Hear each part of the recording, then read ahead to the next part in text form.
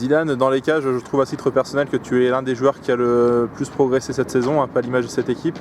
Je présume que ça est beaucoup dû au travail de Nicolas Chalas à tes côtés. Qu'est-ce que tu penses justement du travail accompli depuis le début de la saison avec cet entraîneur des gardiens? Avec Nico, moi je l'ai connu au début quand il était en 19, je me suis entraîné avec lui. C'est vrai que le travail qu'on fait en spécifique gardien est vraiment très bien. Il m'apporte pas mal le niveau de compétences qu'il avait eu avant quand il était pro. Après maintenant on commence à faire des séances complètes où on n'a que des entraînements spécifiques, où avant on avait un entraînement avec les joueurs par la suite, donc qui était un peu moins long. Et là on commence vraiment à me sentir bien avec le travail accompli depuis le début de la saison. Je sais qu'il y a toujours des petits défis à la fin des spécifiques gardiens, toujours un petit truc, voilà, si par exemple tu arrives à tirer à 30 mètres sur la barre transversale, il y a un petit défi, souvent c'est la canette de coca qui est mise en jeu. Quel est le petit défi justement que tu vas mettre à Nico pour le prochain spécifique gardien? Pour le prochain spécifique gardien, ça va être la demi-volée sur la transversale de 30 mètres. C'est une de tes spécialités ça ou c'est pas ça? C'est une de mes spécialités que j'arrive bien, donc j'espère qu'il va pouvoir relever ce défi. Chauvigny, c'est un adversaire que vous connaissez très bien parce que c'est la troisième fois que vous allez le rencontrer cette saison. À quel type de rencontre t'attends-tu?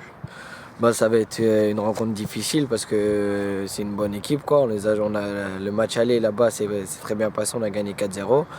Après on les a rejoints en Coupe de France, on a perdu 2-1 là-bas. C'est une équipe costaud. Après il va falloir jouer notre football et je sais qu'on est capable de les rebattre, quoi. Mais ça va être une rencontre très difficile quand même. Est-ce qu'il y a encore un peu d'amertume par rapport à cette élimination précoce en Coupe de France? Ouais, mais sur le match ils n'ont pas volé leur victoire. Donc après la Coupe de France et le championnat, ça n'a rien à voir et il va falloir se défoncer la gueule pendant 90 minutes et prendre les 4 points. Est-ce que ce week-end, pour toi le fan de basket qui aime jouer un petit peu les séries, c'est un peu la belle de cette confrontation Cognac? Ouais, je pense que ce sera une revanche déjà pour nous, parce qu'on l'a encore là, la Coupe de France. Mais je pense qu'on va se venger ce week-end. Et je pense qu'on va aborder ce match avec toutes les conditions. Ça fait plus de 3 mois que vous n'avez pas joué sur le terrain de la Belle Allée. Est-ce que justement ça fait plaisir de retrouver le terrain à domicile? Ah ouais, ça fait plaisir de retrouver. Ça fait vraiment plaisir, mais après, reste à voir ce week-end. Ce week-end, que va-t-il falloir faire pour gagner? Marquer, bien défendre, être solide et franchement être rigoureux. Vous avez eu un peu de mal là sur ces dernières rencontres en Coupe du Centre-Ouest face à Choré et puis en championnat Niort?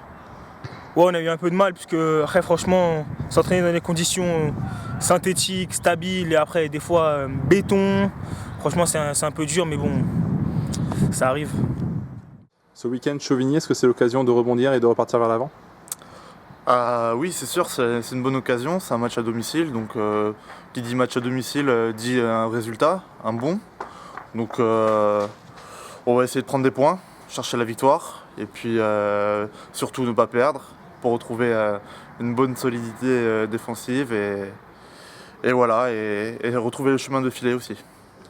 Après 3 mois passés loin des bases, loin de la Belle Allée, ça va être l'occasion de jouer 2 fois de suite à domicile, puisque la prochaine rencontre après Chauvigny, ce sera Fétia également à domicile.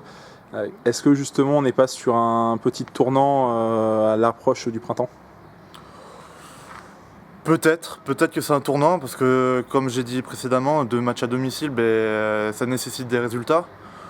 Donc ça va décider aussi la fin de saison. Donc si on arrive à faire de bons résultats sur les 2 prochains matchs, ça va nous laisser une fin de saison un peu plus attrayante. Alors que si c'est 2 résultats négatifs, on va être milieu de tableau, voire la deuxième partie. Du coup, une fin de championnat un peu moins intéressante. Donc si on veut se rendre la fin de saison plus attrayante, il faut faire 2 bons résultats à domicile. Ouais. Il y a quelques copains qui évoluent également au niveau de la baie. Est-ce que ça te fait pas rêver de voir une équipe qui ne prend plus de but depuis 4 matchs? Ah, mais c'est depuis le retour de Jean-David, c'est vrai qu'ils n'ont pas pris un seul but. Et puis le retour aussi de Loïc Payer en charnière centrale. C'est solide, ça donne envie aussi, parce que 4 matchs sans prendre de but, c'est quand même pas mal, même si c'est en PH.